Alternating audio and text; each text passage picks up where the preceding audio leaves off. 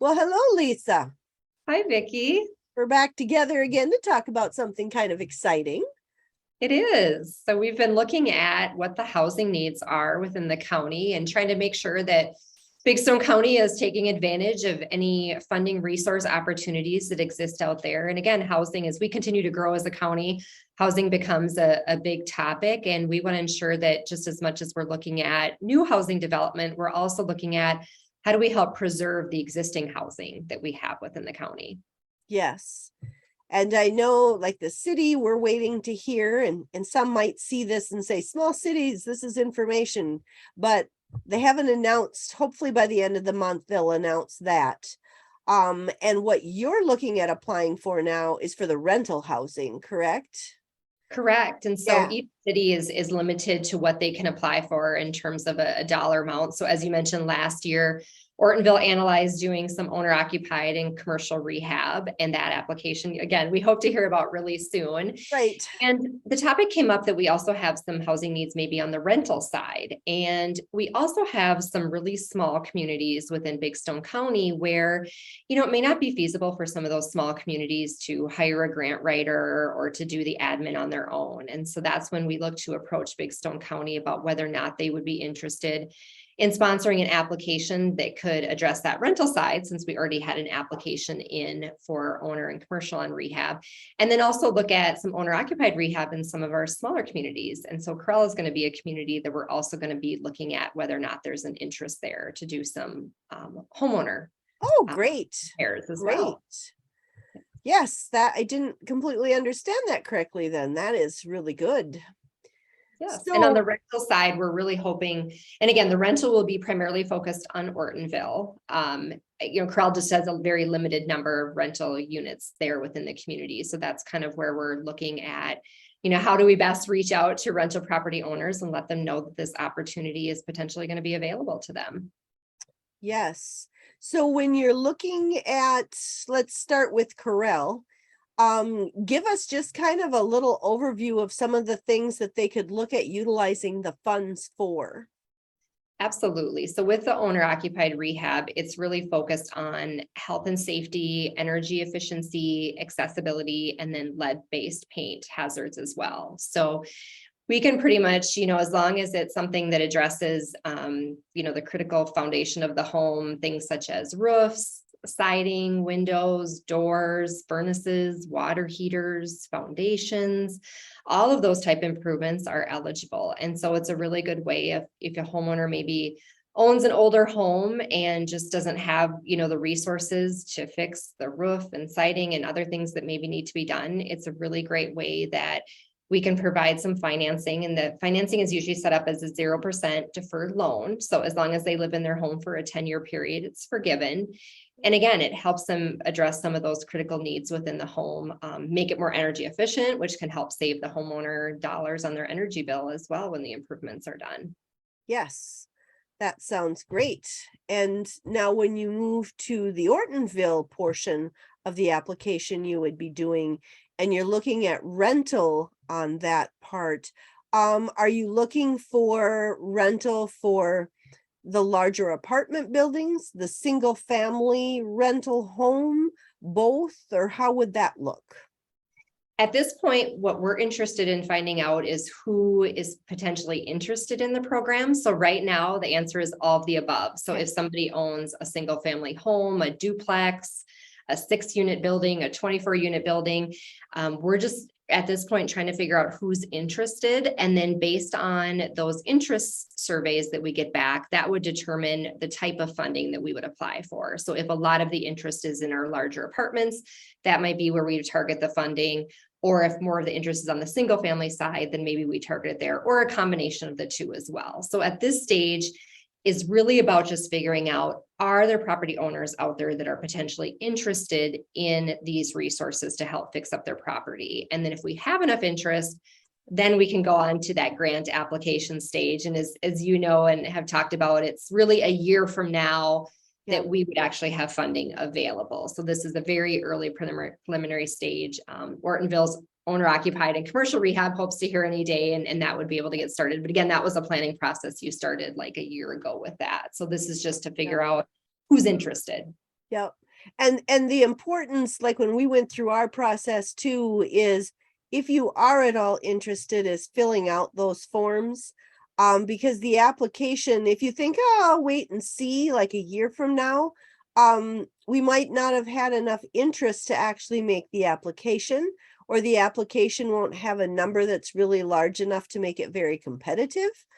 And also, I'm not sure how you're looking at it, but how we looked at it is those that helped with the application process by submitting, their information and their interest to help us make our application, they'll be notified first in going through that process. And then funds that are still available will reach out to people that didn't initially apply. But it's really important for those that are interested, maybe interested, to really fill out that form to help with the process, or it might not happen if they don't fill You're that out. correct, exactly correct. If we don't have enough interest at this stage, we won't go forward with an application because it doesn't show that there's enough property owners that are interested in it.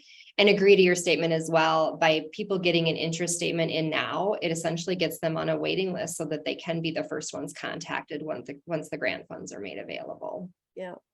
And I love this program.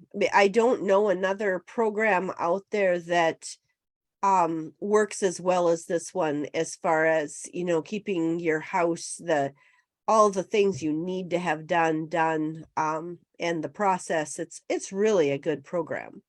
It's a very good program. And a lot of the funds, again, come as a 0% deferred loan. And so rental property owners and homeowners just have to maintain, ownership and, within these set period of time. It's a little bit different. I mentioned like for homeowners, it's a 10-year period. For rental property owners, it's only 5 years that we set that Okay. program up for, that they have to maintain affordable rents, which are pretty generous in this area. Like I pulled up, for instance, a 2-bedroom, if you're under $757 per month, including utilities, that's considered affordable. And then also on the rental side, you do have to rent at least 51% of the units to low to moderate income. But again, that's also a very generous number. If I'm a single person, earning under 46,700, I could qualify both on the owner occupied side and as a tenant. So again, it is meant to, assist low to moderate income households, but those, I think sometimes people underestimate what those income limits are for that program. It's a great program. And again, it's very costly to do sometimes roof and siding and windows. Those things can add up really fast. So it's a great way to, provide that assistance and just really help too with the appearance of our neighborhoods and our communities as well. Yeah, I was pretty excited that Big Stone Area Growth was going to do this, because we looked through ours, and of course we ended up looking at the need for the homeowner and the, some of the commercial, and, we couldn't fit rental in there on this application. So this is really a beautiful way for Ortonville to kind of reach out and get a full spectrum of help out there. So I'm pretty excited about that.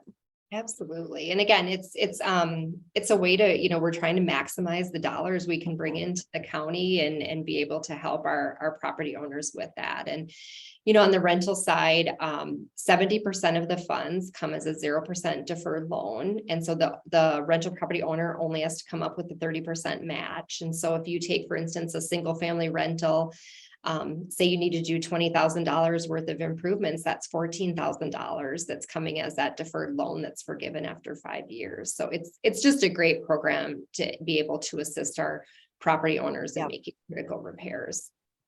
And do you have that set up as like 10 years for the homeowner, 5 years for is like, if you go 3 years and then something happens and you need to you sell it, it is reduced each year as far as what you'd need to pay back if for some reason you did need to sell. It wouldn't be 100% if you made it to like the 4th year of your application, correct? Correct. So that's the nice thing too, is that on the rental side, it's forgiven 20% per year, and on the homeowner 10%. And so if you're a rental property owner and say you get to year 4, 80% of it has been forgiven. So if you decide to sell, the repayment amount would be so small. And the other benefit too is that if a repayment has to occur, those funds stay within our county as well. So that's the nice thing too, that even if a property owner has to repay the funds, they're staying in a revolving account here within the county, so we can reinvest that into doing more rehab within the area. Yes. Yes. I think we're looking at maybe helping some of the businesses that aren't in the target zone for our commercial with our revolving loan funds. So we're just waiting to hear that final okay, our application was accepted. So, but tell me what kind of timeline you're looking at for gathering the information. Sure. So what we're hoping to do is the application process is coming up pretty fast. We don't have the exact deadline yet because they're delayed in making the announcements for this year, as you know. And typically it is due in mid-November or early to mid-November. So we're going to assume it's the same timelines. So we really need to know if property owners are interested in early October. So we're really targeting October 7th as the deadline to get pre-applications in. And it's not that they can't be submitted after that, but again, it goes back to that discussion we had before that, that's kind of when we need to make a decision. So if we don't have a lot of them in, that could be the point where we decide not to proceed in applying for the grant funds. So October 7th is when we hope to have all of those pre-applications in for anybody that's potentially interested. And as we talked about before, it's not a commitment. So it's not like we're asking them today to put their matching funds forward and decide exactly what the scope of their project is. It's really just to determine, is this a program you're interested in? And would you like to be on the waiting list so that once the grant would be awarded, that you could be notified first? Yes, good point to add that this is they're not obligated, but we're hopeful that it's a solid interest at this point. So correct. And that's probably the hardest part too, is it is kind of a waiting game that we determine the interest now, we submit an application in November. If that pre-application looks good, they let us submit a final application in February, and then we wait and hear about a year from now. So that is the hard part sometimes too, if you're a property owner and you're anxious about getting work done, is that right now we're just trying to determine who potentially would be interested, but it's really not until a year from now that we're probably going to hear from the state and then be able to start the grant after that. Yep. It is a long process, but it is worth it. It is definitely worth it.